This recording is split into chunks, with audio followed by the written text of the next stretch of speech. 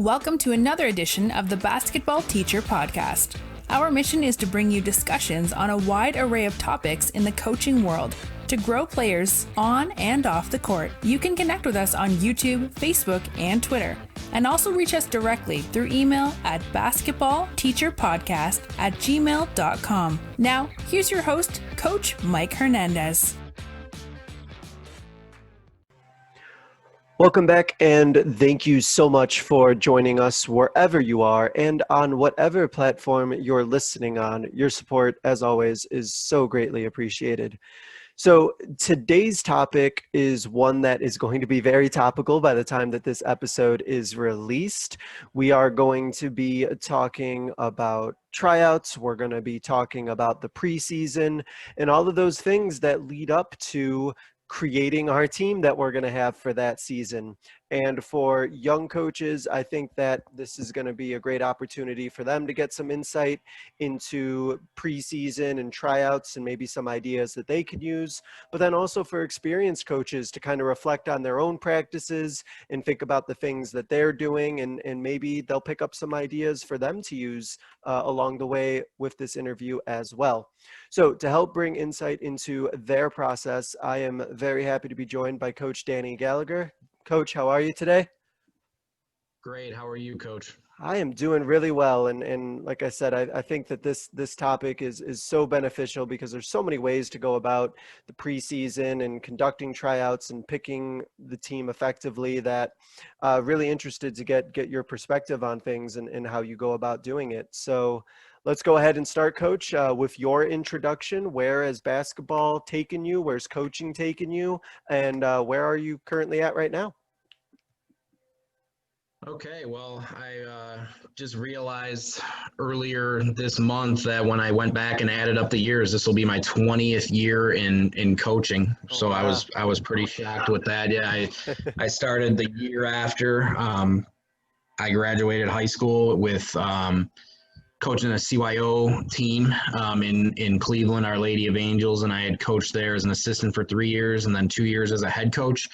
And then I moved on to coach 11 years at St. Edward High School, 4 years as a head freshman coach, and then 7 years as the assistant coach on the varsity level. And then that took me to Magnificat High School, where I'm starting my 4th year as the head coach here. So grade school into an all-boys private high school at St. Edward, under Eric Flannery, who has done a bunch of work with USA Basketball, into an all-girls Catholic school. Wow. Right now at Magnificat. So I made the jump from all boys to all girls. Wow. And then I'll just start with that. Is what was that like for you, making that jump? Was it an easy transition? Was there a little bit of culture shock making that change? You know what? The west side of Cleveland's a pretty small place, and a lot of the families, there's a lot of families that have daughters and sons that go to Magnificat, that go to St. Edward. There's 2 other private schools on the west side, another all-boys school, that's another big all-boys school, and then another big all-girls school. So the 4 schools are all pretty similar. They definitely all have their differences, but, the people intermingle pretty well. So there was a lot of familiarity between the 2 as far as basketball went. Making the change from boys to girls did not seem like a huge difference at first because I had experience coaching girls in AAU in the summer.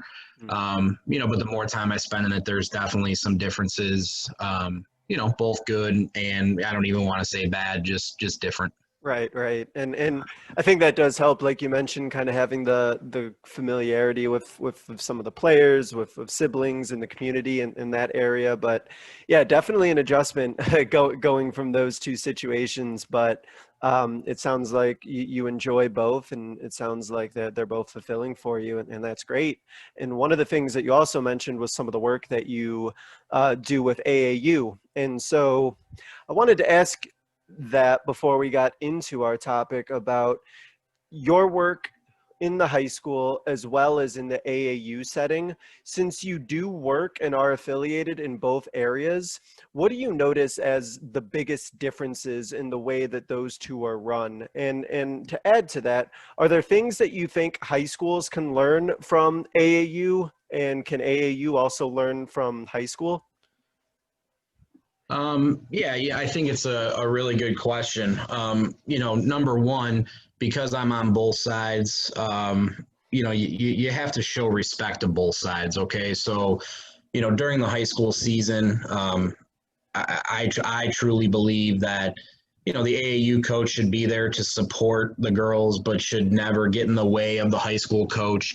And then during the AAU season, the high school coach should also take some time to be able to maybe sit back and let their kid, learn from someone else and get in a different atmosphere and different environment.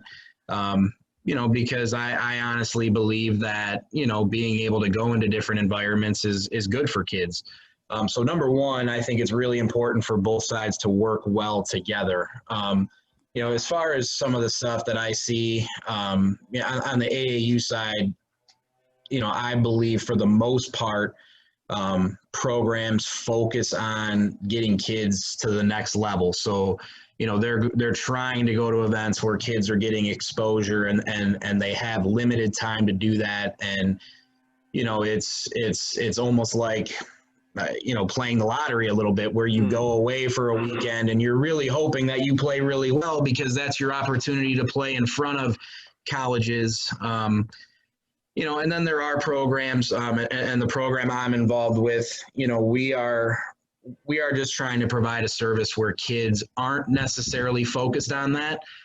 We definitely can still offer that where, we're going to help kids move on to the next level, but it's also providing a good experience and a good opportunity to play with good coaches in good events where kids can develop and get better during that time, where it's not necessarily you're on a team where your coach is promoting 2 or 3 kids who are the best 2 or 3 kids, to get college scholarships. We try to avoid that situation as best we can. And we're still, in our early years of our program. But I would say our program, we kind of do it just a little bit differently in the sense that that's not our main focus. Our main focus is development, making sure kids are having fun, making sure kids are getting better, giving them good direction and honestly providing a good, positive experience for every kid involved. And I think that that's something that we should never lose sight of is the experience that the players are getting out of it and developing, like you said, and having a positive experience, having a great experience with it. And it sounds like one of the things that has served you well is that transparency and having a clear message and within your AAU work, letting the community or letting the parents know what your program is about and what your goal and what your missions are. And I feel like that same thing can definitely apply with your high school program, as well as having that transparency and letting the parents know like what your expectations are and what the program is all about. I feel like there could be similarities in that approach. Absolutely. No doubt that transparency is key and clear communication is key. And I think that's a topic that I'll hit on, as we talk about, tryout process and what our main topic is. But, absolutely. I mean, in my program here at Magnificat, I'm definitely working for kids and trying to get them to the next level. And, the first conversation you have with a kid is, what are your goals and what type of school would you like to be at? And, sometimes it's hard when a kid writes down a school that, you just feel that, they can't attain that level. And you don't want to waste time, and you don't want to waste the kids' time or the family's time or the college coach's time or your time. So being able to have a really good, clear conversation and establishing that trust is extremely important. Yeah, and the idea of having that clear communication and letting kids know where they're at and realistically where maybe their goals or expectations should be, I think transitions really well into our topic that we're going to talk about, which is the preseason and everything that's leading up to tryouts as well as tryouts itself. So let's kind of start almost at the beginning, Coach. For you, when it's that preseason time, and I believe that's for you like in the summer, what does that look like for you? How are you kind of structuring that summer, that particular June, July time to kind of get your program ready for the next year? We'll start with the summer first. So during the summer, we are only allowed to have 10 coaching days. So as we have those days,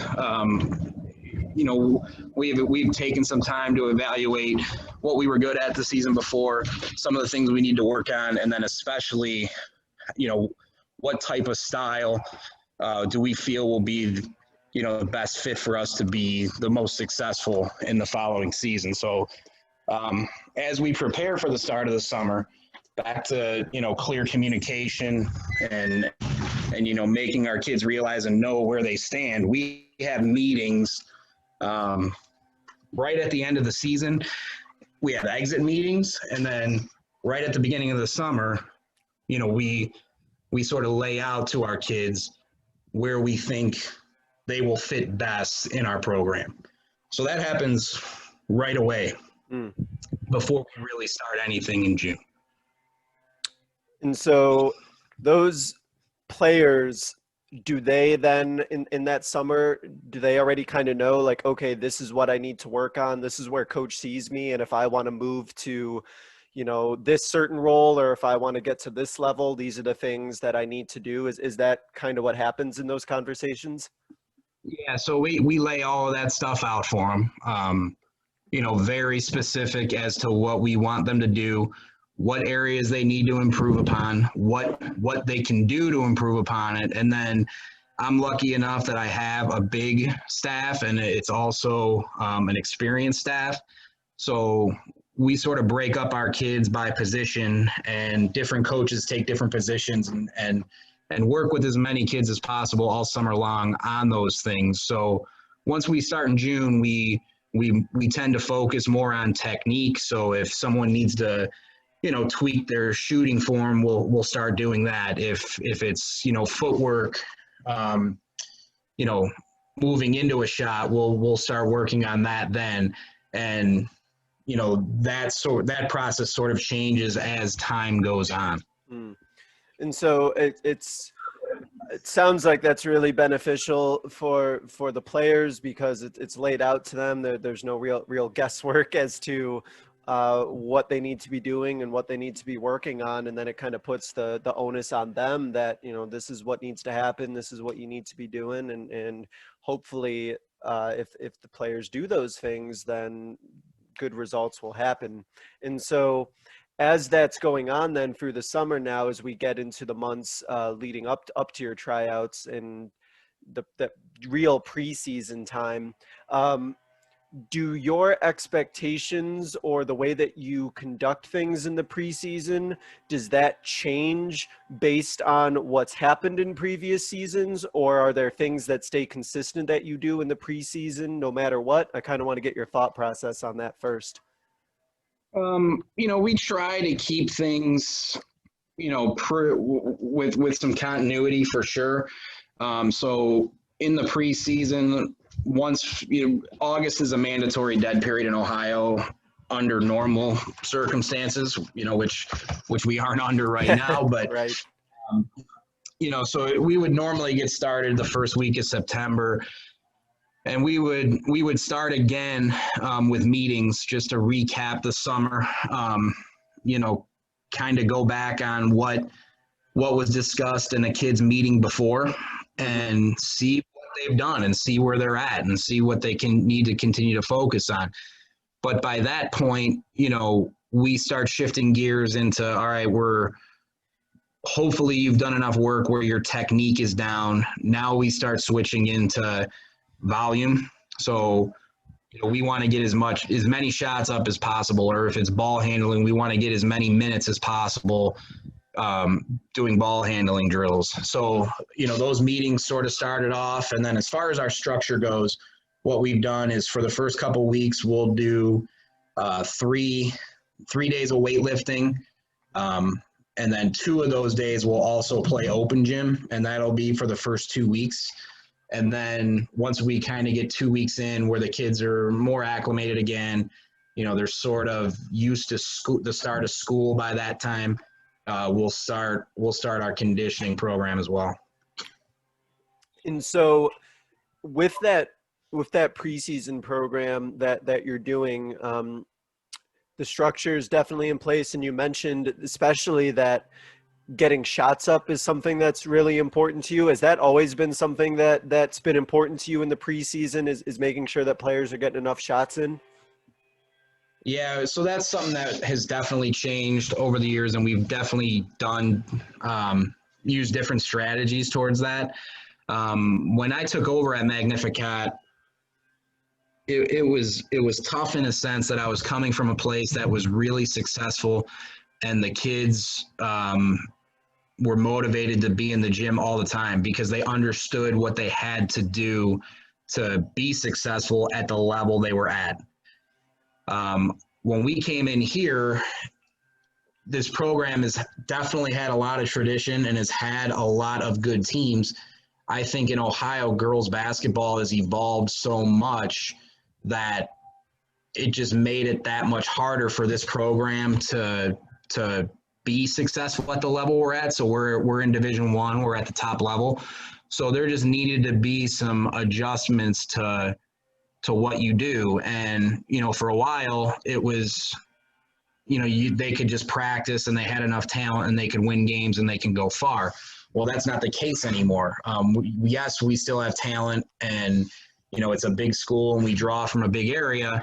But the teams that we're playing now and the goals at the end are much bigger than what they were before. So when we came in, there wasn't much of, hey, I have to get in the gym before practice or I have to stay after practice. Anything that was scheduled, our kids were dedicated to doing and worked hard and would come and do it with energy every single day.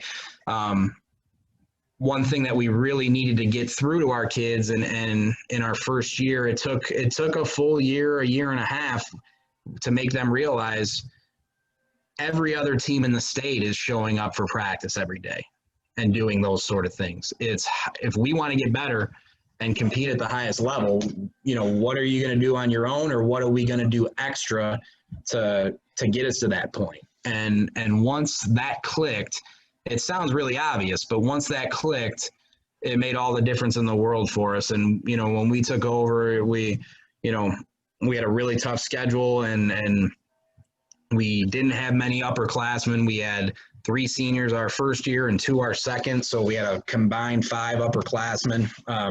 And we took it on the chin our first year and only won 3 games. But once everything clicked and adjustments were made and there was complete buy-in to what we preach, by the end of year 3 last year, we won 19 games in a district championship. So, the old saying of hard work pays off, it never fails. That's for sure.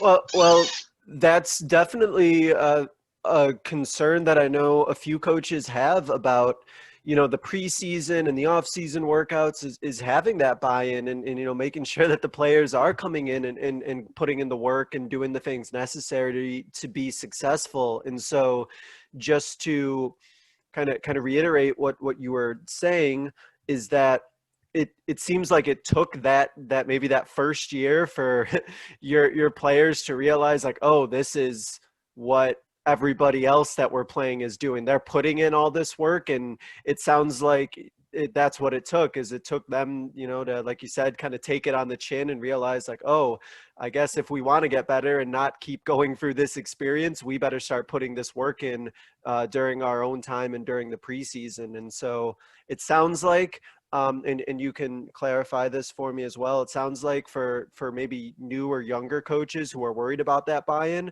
that it may take them, like you said, kind of taking it on the chin for a year, and then the players might just have to realize it the hard way.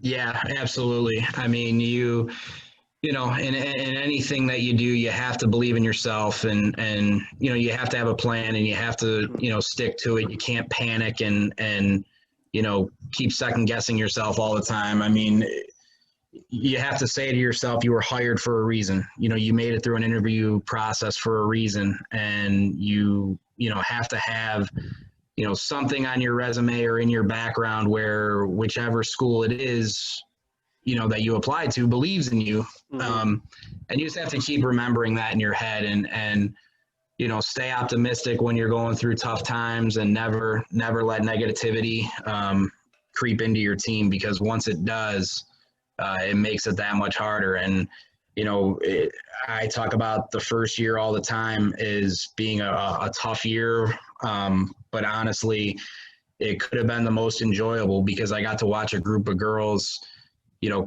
come closer through really tough times and continue to persevere and continue to push through and not complain and not, start pointing the finger at each other or pointing the finger at the coaches. They stayed united, and now I can tell our girls, they laid the groundwork for this. They just didn't have as much talent as we have now, but they had the work ethic, and they had, the wherewithal to say, this is a good opportunity for us to leave some sort of mark for these younger kids just by setting this sort of example. And they did. And I think it's done wonders for us. Yeah, 100% agreed that's a great way to frame the message, is, setting the foundation and setting the example, and kind of having those building blocks created by that first group that you have to set the foundation for what's happening in the future. I think that's great. And so we just talked about the returning players. Now I know that a lot of coaches, myself included, are always wondering or looking for ways to make sure that the freshmen, the incoming players, kind of jump right in and get right with the program. So what is your experience with getting the freshmen ready during the preseason? Are they included? Are they allowed into that work, or how do you sort of integrate interested freshmen who want to try out? So being a private school, we can get kids from Catholic schools or public schools. The bulk of our kids come from the suburban Catholic schools that are right around our city and neighboring cities, but they have to be accepted into our school. So they apply and they get accepted. And once that happens, and the winter season is over, and we take some time off. Once we start again, so our incoming class will still be in 8th grade. So just to put a time on it, I'm talking like April and May.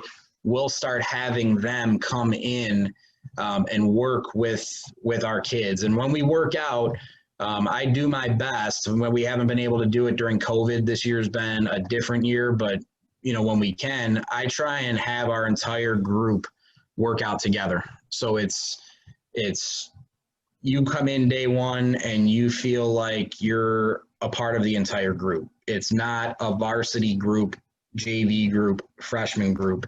It's one big program. And I think that's huge for our young kids to be able to see exactly how hard the older kids work, how they communicate with one another, how hard they play in open gym. Because some of these kids are going from a CYO game or an AAU game to a controlled atmosphere that they've never, ever seen before. And I think it does wonders for them, to be able to talk and communicate with our older kids, to say, and hear our older kids say, hey, look, it may be hard now, but give it a couple weeks and you're going to love it. And it's something that's really worked well for us. There are times that we will separate, the older group just, for competition purposes. But to me, it's so important to establish that program atmosphere, and every time I talk about it, and most coaches do, call it a family atmosphere. It just does wonders for you as your kids grow from freshman to sophomore to junior to senior, and hopefully you can maintain that continuity. So I've now seen it. This will be my senior class now is the first class that started as freshmen. So they were able to do this with the kids that we had our first year. And I think that it's worked really well. And I think the family piece, as you mentioned, is just so important, because if it's really easy potentially for players to kind of get clicked up, especially the ones that are the varsity players who stuck together, the seniors to stick together, and then everything gets kind of fragmented. But if you really do build a good culture and build great community, then it's welcoming for those incoming players and for those incoming freshmen who are interested. I mean, they'll be able to pick up on that community and that feeling really easily, and they'll be able to tell that, oh, this team supports each other, I feel included, I feel welcomed. And I think that that's something that could be identified and noticed relatively quickly. And so that probably also interests incoming players when they see that, oh, in this particular sport, I can tell that, these players are all bought in and they all have each other's back. And I think that that's a great feeling for those incoming players to have. So let's kind of jump in now into tryouts and what you and what your staff is looking for, and just kind of the process for tryouts, and how you go about evaluating players, and not only just deciding, who's going to make it, but deciding, who's going to be playing what role, and where players are going to be at. So Coach, can you kind of walk us through what tryouts look like for you and your staff? Yeah, absolutely. Tryouts, I don't want to call them a formality, because they're not. They are an important piece to the process. But we make it well known to all of our kids that we're evaluating all the time. So and part of our evaluations is looking for improvement in those segments between when we have our meetings. So when we go into the tryouts and have that final meeting after tryouts, we should have this long sheet of, okay, here's where you were at, here's your goals, here's what you said you were going to do in the middle. Did this happen or did it not happen? And did things change along that way throughout that process? When we actually start day one of our tryouts, for freshmen, I will start day one with every freshman in the gym together. The only exception to that was one year we had 2 incoming freshmen that I think we knew, and most of our girls understood the talent that they had. And we started playing them with our older group about midway through the summer when we were, going to events and scrimmages and things like that. So that was the only year where I felt that it wouldn't have been fair to the entire group if they were with all the freshmen at the same time, because we knew they were going to get moved up and it was going to take time away from us being able to evaluate the other kids. Right. But in most years, we start with every kid in that freshman class in the gym together. And we start with just basic drills and definitely scrimmage, and we'll have at least 3 days of tryouts with our entire staff watching our freshman program. And then for the older teams, JV and varsity, day one, we'll just start with practice. And we'll go in and have a normal practice and run through a lot of our basic stuff and start installing defense and installing offense. Because by that point, skill-wise, we tend to know how good these kids are and where they've been and how they've worked and have they made the improvement from the previous year. And then we also want to see how they've adjusted to learning. Do they remember the stuff that we had in last year? Are they able to process changes from last year to this year?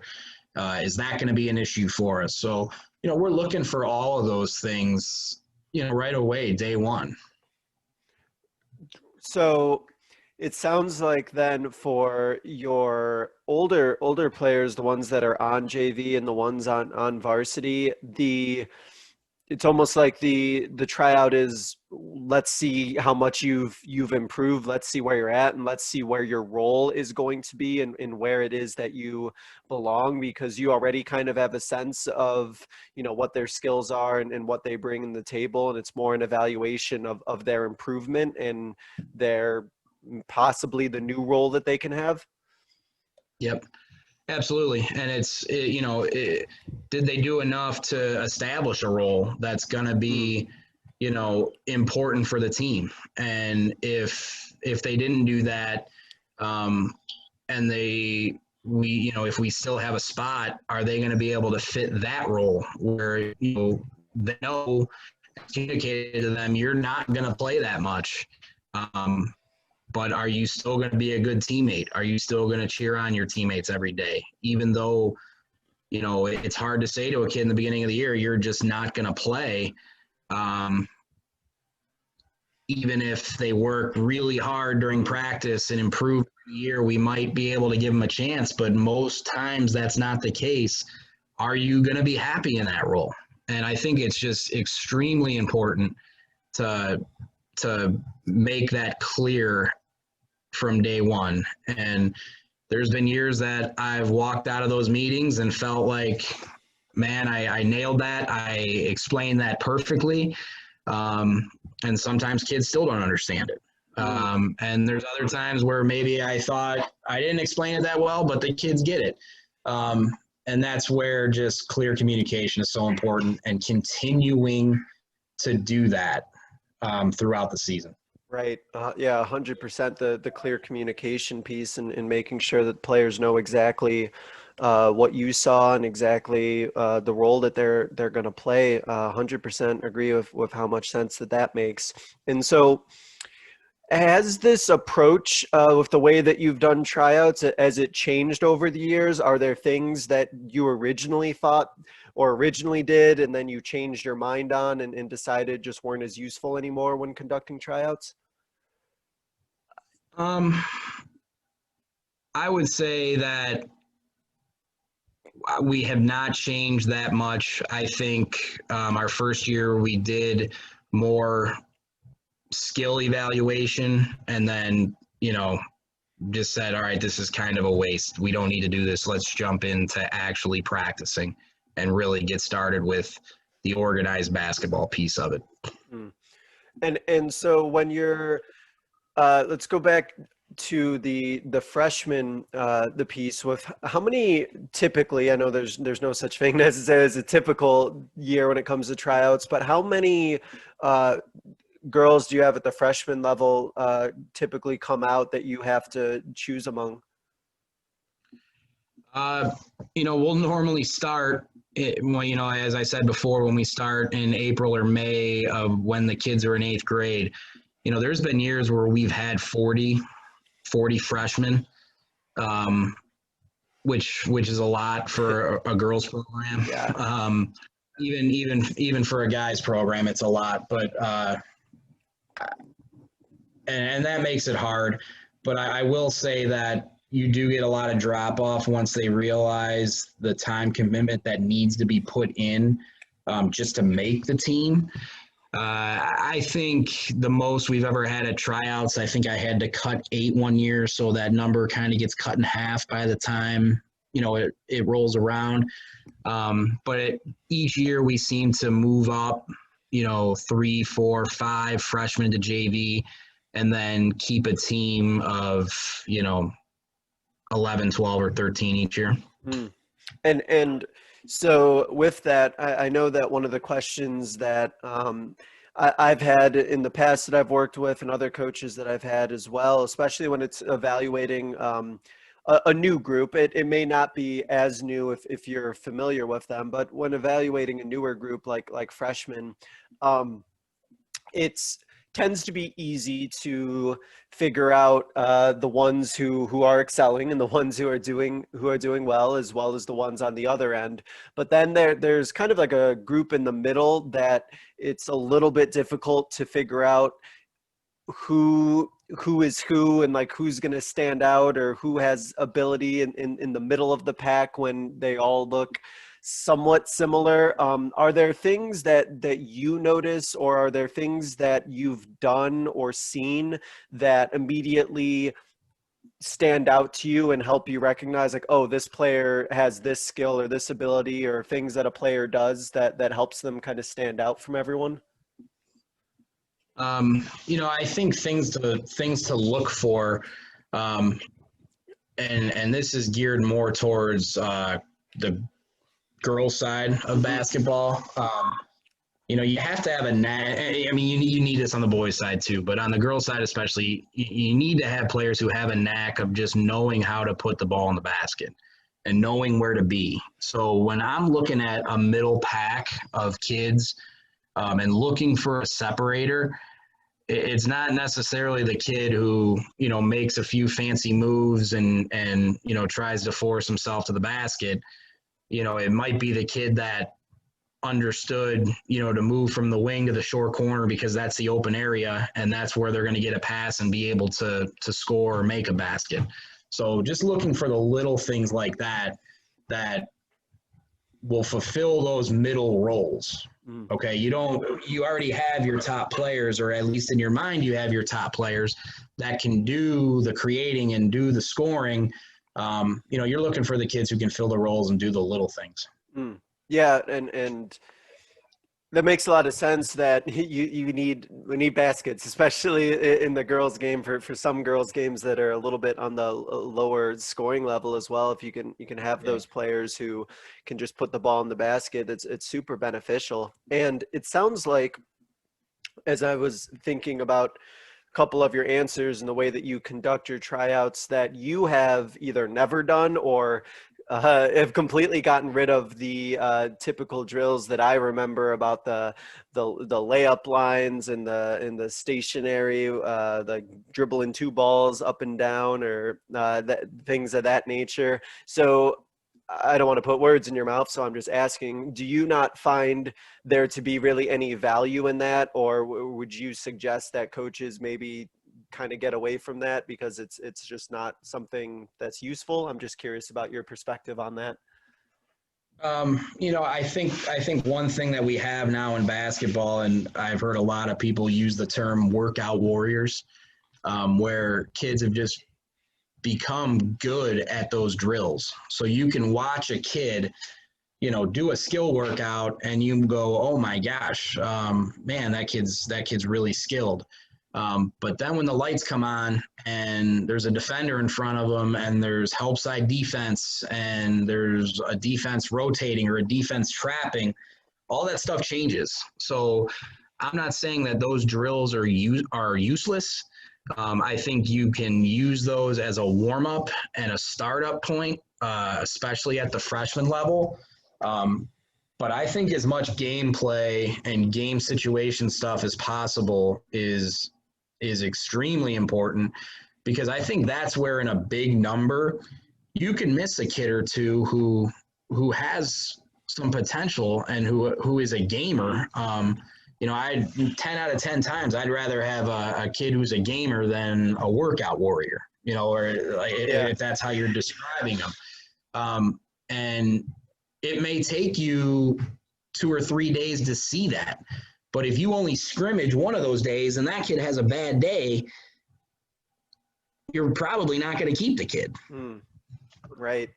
Yeah. And I think that's something definitely to keep in mind about that is the situations that we're putting players in, where if they only get like that one opportunity to kind of show, what they can do in a game situation, and they have an off night or an off day, then that kid may be written off just because of that one performance, if we only give them a little bit of time, limited amount of time, to show that in a game environment.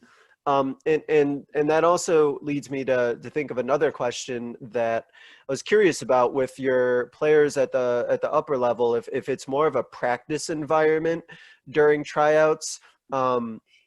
Have you had situations where your girls feel like they have to, I don't know if impress you is the right word, but they want to show how much they've improved, and they want to, show like all the things that they've worked on, and then maybe like try a little bit too hard to do that within like running a scrimmage environment? Is that anything that you've encountered, or have the girls been able to demonstrate, what they've improved on while still kind of working within the flow of like a scrimmage and what you would normally expect your team to do?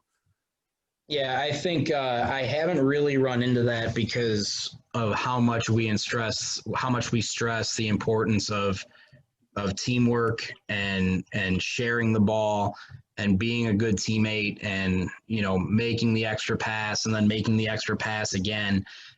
They know that for me, if I see someone that's doing that, it's going to be if I see someone that's doing, in their mind, the extra or the trying to impress me, it's going to work the other way. And that's another thing that's clearly communicated. It's on our walls in our team room. It's on our board, in our gym, our standards and things that we preach every day. And being a great teammate is on the top of that list. And I think that that's probably a great way to go about it, because like you said, if a player is trying to impress or trying to stand out, it seems like they're going to do more to hurt themselves or hurt their chances, because it will, like you mentioned, kind of disrupt the whole team environment and the whole mission of what you're trying to accomplish as a team. So that makes a lot of sense. And so when these tryouts are going on, are you and your staff, are you writing things down? Is there some sort of like checklist? Are you taking notes? What's the process in terms of observation while these tryouts are taking place? I wouldn't say we're writing a lot of things down because we're so familiar with most of our kids. The only time stuff like that might happen is if, all of a sudden a girl comes in who didn't do anything with us all summer and, played a fall sport. And then after that fall sport came into tryouts. And that hasn't happened very often. But for us, that's the only time we would really ever talk about that, because we're around our kids all the time. And I think, everyone on our staff did a really good job of getting to know each kid. And as we move through the preseason, we have a couple staff meetings, and I start, telling our coaches, okay, this is the group of kids that you'll probably work with. Start really looking and evaluating these kids. And, our freshman coaches will start looking at these kids, and my varsity assistants will start looking at these kids. And then, I'm looking at the kids in the middle. Where are these kids going to be best fit for the continuity of our program and for our program to continue to improve, and what's best fit for them. And so what I think I'm doing is kind of summarizing your kind of overall message is that tryouts are like they're an ongoing process for months and months, and that coaches can maybe take some pressure off of themselves when it comes to tryouts if they're consistently evaluating, consistently talking to their players and around their players as much as they can, working out their players as much as they can. And that it seems like to you, like that tryout process is from right at the end of the season all the way up to when tryouts happen. And so that when tryouts are happening, you're already so familiar with your players that it's not like you have to go through a real extensive evaluative process. Is that a kind of a correct summary that I just made? I couldn't have said it better myself, Coach. Yeah, that sounds right. I mean, basketball, it's truly, there's not too many sports like this anymore where it's truly year round. And I think most teams and people would want to go year round, other than the mandated breaks from, our state association, which is the OHSAA. And honestly, to be able to compete at our level, we feel like we have to do that. Now, I absolutely am a big believer in time off. So, even during the season, there's plenty of times where I'm in practice and I look at our team and go, all right, we need a day off, and we'll take a day off. Or it might be the second week of July, and even though I know August is coming up where we can't do anything with them, but we're just beat up, or we're tired, or the girls, have the look on their face like, all right, it's 80 degrees outside.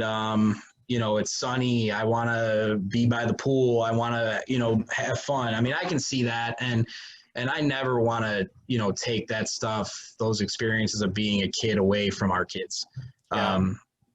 So they understand that I'll give that to them, as long as when they're here, they're doing everything they need to do and beyond to earn that. Yeah. I think it's simple, Right. No, that makes a lot of sense. And it's something that it's always interesting for me to talk to coaches in different states who have those different mandates, because I'm in Arizona and it's like 24/7, 365. I could do basketball with my team if I wanted. I certainly don't. But like you mentioned, letting them be kids, letting them have some time to recharge and just be a kid, and they'll be happier for it, and they'll probably be happier to be in your program if they know that they're not necessarily going to be run into the ground and having to be around every single day, or whatever the equivalent is. Okay, so after these tryouts are done, and after these practices are conducted, now it's time for you to communicate. You and your staff have to communicate to your players what's next for them. So what are the next steps? Let's start with the players who are your varsity players, and maybe they played varsity last year. And so what's the process for them going forward in terms of your communication with them? So we'll establish our captains, and we have a specific captain process that our kids will have to write up a speech. They'll have to, recite their speech in front of their teammates, and then their teammates will vote in, who they want as captain. We have, as coaches, I say that, we have the final say to break ties and stuff like that. But I trust my kids enough that they're going to make the right decisions, and they're going to understand who is fit to lead them and to lead our program.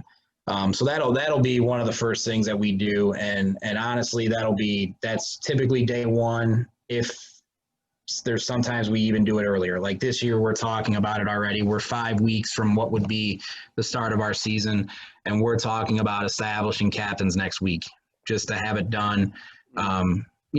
Just because we feel like during these times, we need to set our leadership early and let them, voice to the other kids how important it is to keep safety in mind, keep your personal safety in mind, keep your family safety in mind, and keep the team safety in mind. So, I think we'll probably do that. Today's Thursday. We'll probably do that a week from Sunday. The next thing we've done in the past is we established our standards for our team. Each kid that we have is different, even though they all basically come from the same areas.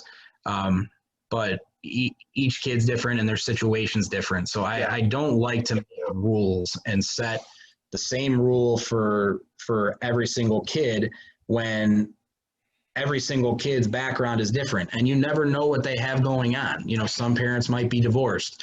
Some families may only have one vehicle. You know, one kid may have 5 siblings where the other kid is an only child, and there's things that get in the way. So, you know, if a kid's late, you know, there may be a good excuse. You know, it might be a family reason. So I don't want to have a rule that says, oh, if you're late, no matter what, you know, you have to sit a quarter, or you can't start, or something like that. I just don't think that's fair.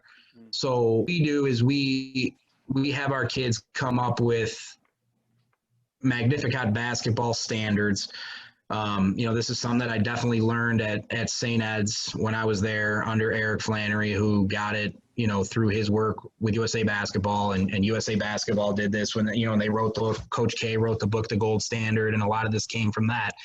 But basically what it is they come up with standards that they say, you know, they want to live by in school, in practice, at home, and, you know, how they want to represent our program. So as long as they're, you know, abiding by those standards and living up to those standards, and the kids and coaches are, you know, making sure that everyone's held accountable, from me as the head coach all the way down to the, you know, last couple kids on the freshman team, it seemed to really work out. And, you know, there's been a couple kids who don't feel some of that stuff's fair sometimes, you know, but it's the way we've done it. It's been successful, and honestly, you know, it makes the kids own it a little bit.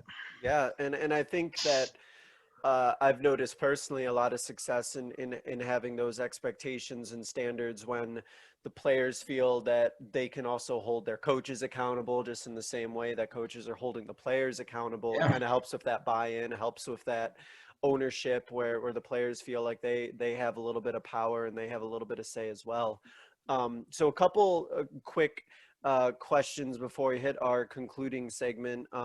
First off, have you had situations where you have, let's say, a player who thought that they put in a lot of work and they really, you know, did the best they could and thought they were going to be at a certain level, but maybe they're still at JV, or maybe they're not going to be, you know, getting as many minutes on varsity as maybe they think that they should?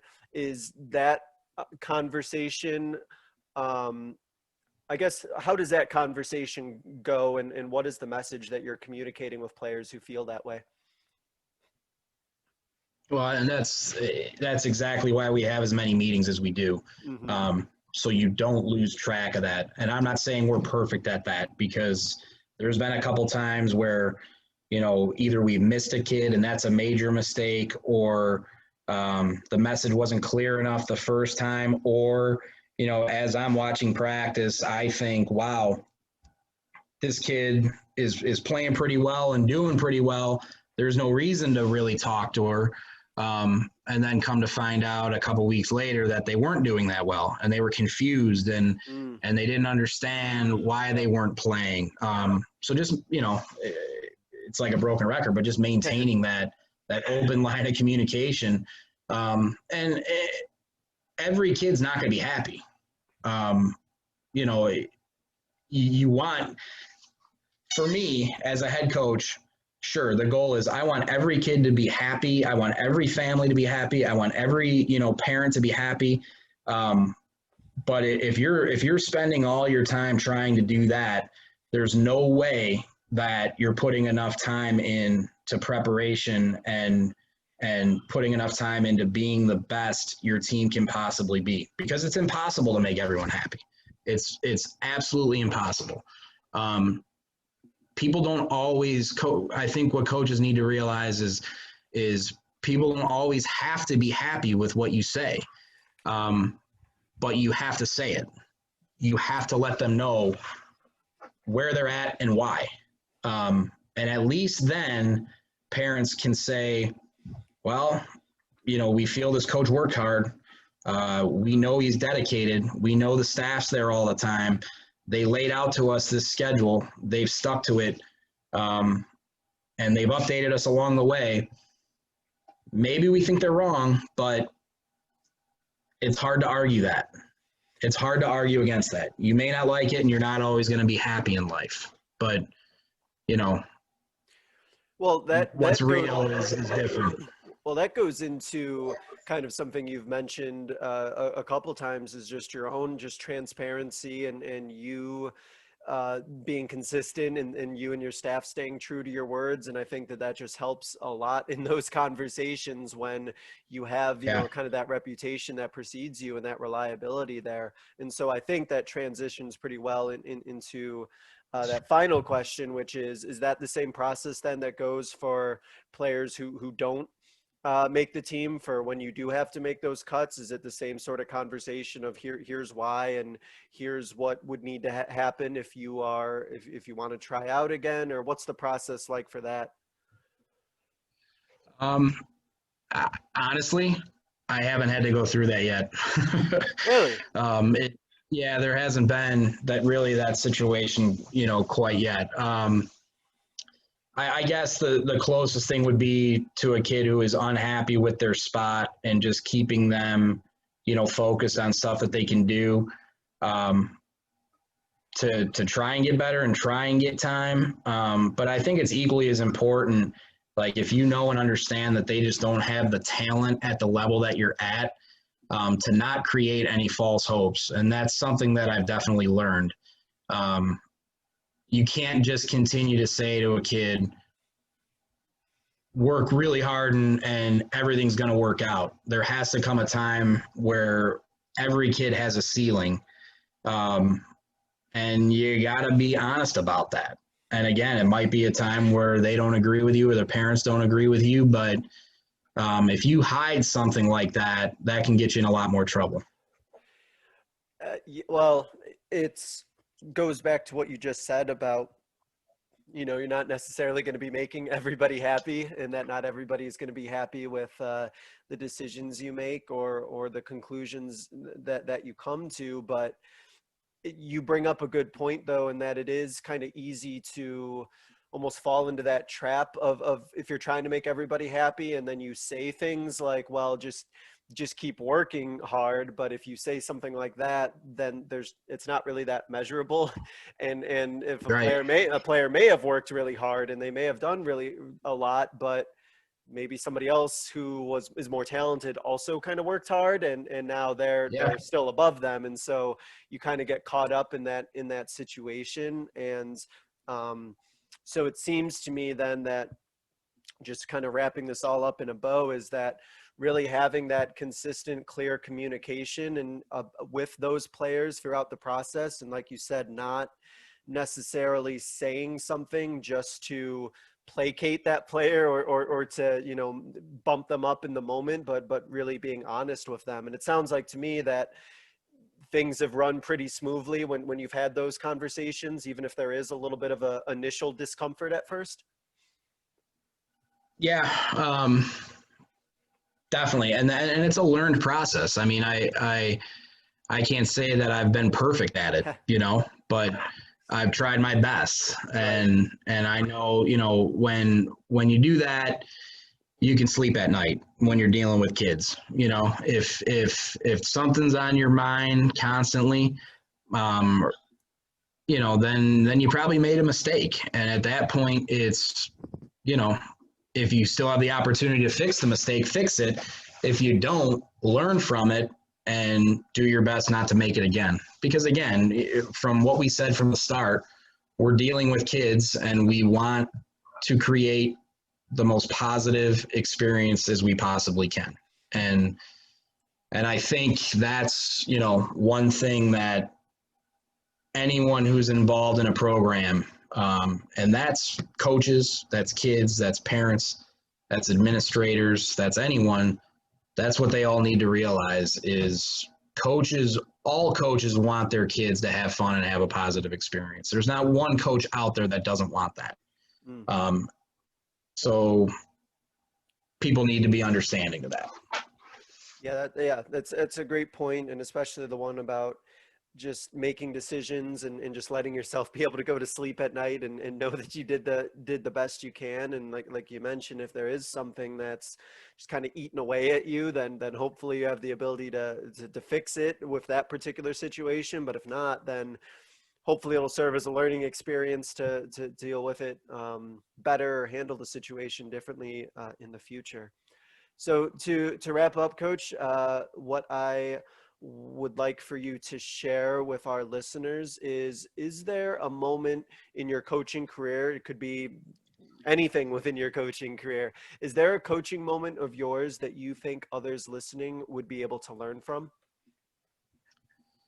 Um, yeah, I guess I can combine this with a good story too. When I was an assistant, so this isn't when I was in the head coaching role. When I was an assistant, we were in the state finals, and I think one thing that I've lived by, kind of before that, but definitely since then, is never take things too seriously, where it becomes completely unhealthy, where you're every waking moment you're worried about it or pressing to do something. So in the state final game, we were down a point with 14 seconds to go, and the other team had the ball, and they had to go full court, and they drew up a great play where they threw the ball out of bounds from one side to the other. And coaches have seen this before, but in the heat of the moment, we just our kids got confused and got lost, and they hit a back screen and got a layup and laid it in with 8 seconds left. And leading up to this, we were down for the last 4 minutes of the game, and we were coming back, and it was, a 2-possession game, a 1-possession game, a 2-possession game, a 1-possession game. And my role on the team was I had all of the special teams, so any of the baseline out of bounds, sideline out of bounds, stuff like that. And I kept saying to our head coach, if it comes down to it, I have a play ready. I have a play ready. And I said it to him probably 3 times throughout the process. So as we're down now to 14 seconds and they're taking the ball out of bounds, I'm thinking to myself, okay, I better have this play ready. So I have the initial setup drawn up on the board. And right before they inbounded the ball, our head coach turned to me and said, "Is your play for a 2 or a 3?" And I said, "It could be for either one." And as that's happening, they hit the back door and lay it in and go up 3. And we rush the ball down court and call timeout with 4 seconds left. And, our head coach is upset that our kids didn't communicate and we didn't switch and we didn't do what we were supposed to do. And in the middle of that, he ripped the board out of my hand and erased what was on the board and walked into the huddle and then turned to me and said, "All right, so what's that play? Do you have that play?" And I said, "Well, I had it, but you just erased it on the board." And we all kind of laughed at each other. He laughed at me, I laughed at him because things were just so stressed. And when that happened, it kind of calmed everyone down. And here we are in the Division I state finals, the biggest moment, and we're kind of chuckling, So I redrew the play. Of course, it was we got the 4th option. The ball went back to the inbounder. The kid shot it and made it at the buzzer to go to overtime, and we won in overtime. So,